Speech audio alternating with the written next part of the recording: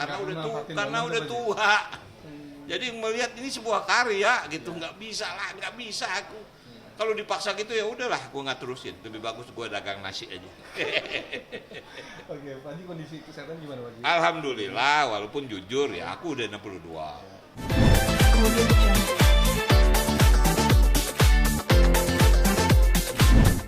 Nanti mungkin di season 2 ya, artinya ini karya terbaik mungkin, dan ini karya penutup seorang Chandra Kachiri gitu.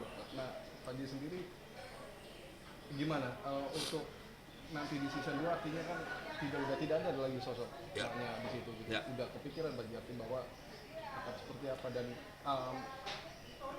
kita dulu harus tetap season kedua naskah udah selesai. Ya, 8 episode lagi. Karena memang setiap season pasti 8 katanya. Karena aku juga nggak sanggup suruh stripping. Nggak mungkin aja. Kalau misalnya station minta stripping, cari orang lain. Kita nggak sanggup. Karena saya minta maaf bukan berarti menyempelekan. Saya masih melihat ini adalah sebuah karya. Walaupun jujur saya kecewa dengan pola tayang sekarang. Ya dibelah-belah. Durasi 1 jam jadi setengah jam. Terputus emosi saya bikin konsep 1 jam. Sekarang karena dianggap pendek, dipanjangin. Jujur aja saya ngomong begini. Saya senang ratingnya tinggi, tapi sebagai penulis, sebagai nggak puas, emosinya akan terpenggal-penggal. Itulah yang saya kecewa. Walaupun saya nggak marah, saya mencoba memahami. Oh begini. Nah jadi artinya naskah season 2 udah siap. Tapi memang waktu itu masih ada maknya. Begitu banyak meninggal, harus saya robah. Ini kejadian sama pada waktu Benyamin masih ada. Tapi kalau Benyamin lebih berat daripada maknya. Benyamin sehat. Maknya udah 20 tahun lumpuh dan buta. Jadi maaf, bukan berarti lebih mudah untuk membuat beliau meninggal. Tapi problematiknya penonton udah tahu gitu. Kalau Babe kan kaget. Untung apa sekata untung. Ending sebelum Babe meninggal kita liburan ke Carita. Pulang kecelakaan. Ada alur cerita yang membuat penonton memaksa untuk paham. Tapi kalau sekarang penonton udah tahu maknya sakit. Jadi jauh lebih mudah aku meng-create-nya. Jadi nggak harus saya mulai dengan pemakaman, enggak. Itu rahasia lah.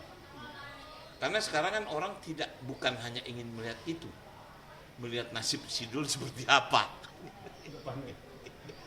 Tapi Sidul di series 2 kapan nih Gaji?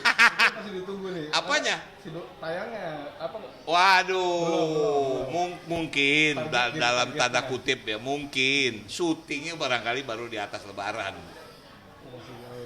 Ya kan? Kalau sekarang sebelum Lebaran, kasbon udah banyak. Enggak, artinya kan semua pemain punya kesibukan. Ya kan, skenario baru kelar. Aku nggak mau sembarangan begitu skenario keluar.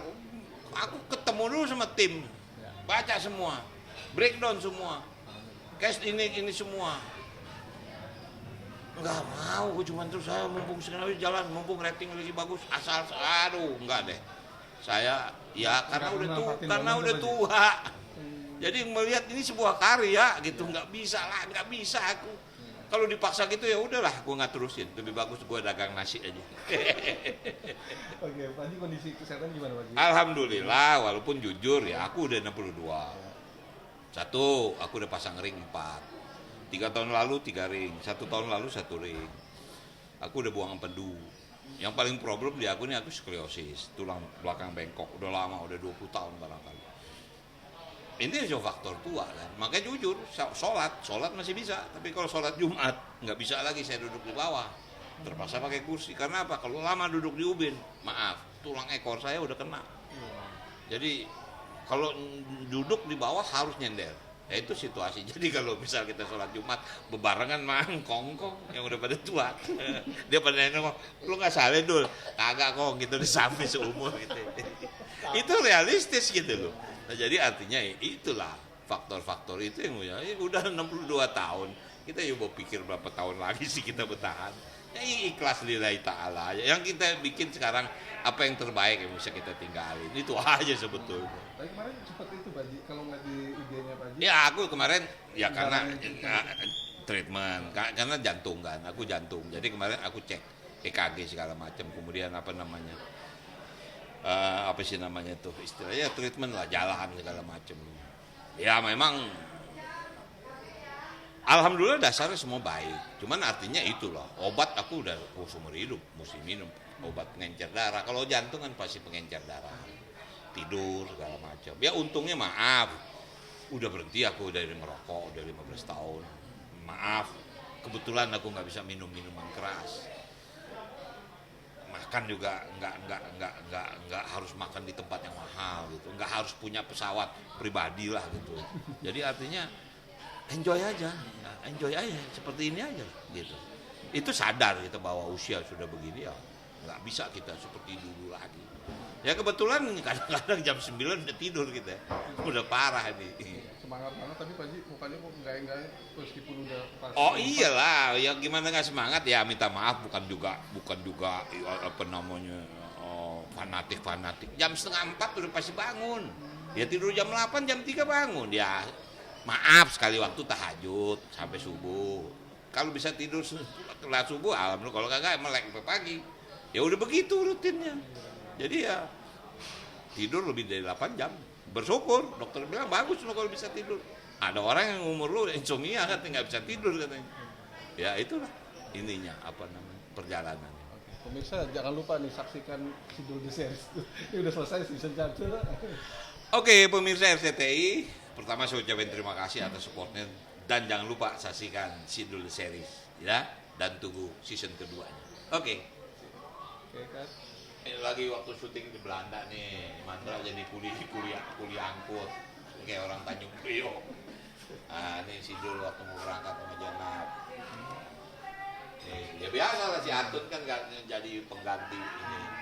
Nah ini nih sosok ini nih Pak Haji. Nah ini sosok ini nih, sosok yang menarik nih. Lagi di Pak Kami kerja tuh gitu kan. Tapi ya ini lah bikin semuanya kita jadi luluh. Pak Haji, tapi dengan ruangan kayak gini kayaknya lebih cocok dibikin museum nggak sih Pak Haji untuk Sidul? Ada nggak kepikiran ke sana Pak Haji? Ada sebetulnya, ada. Cuman kan ya maaf, bukan berarti nggak cukup luas ya.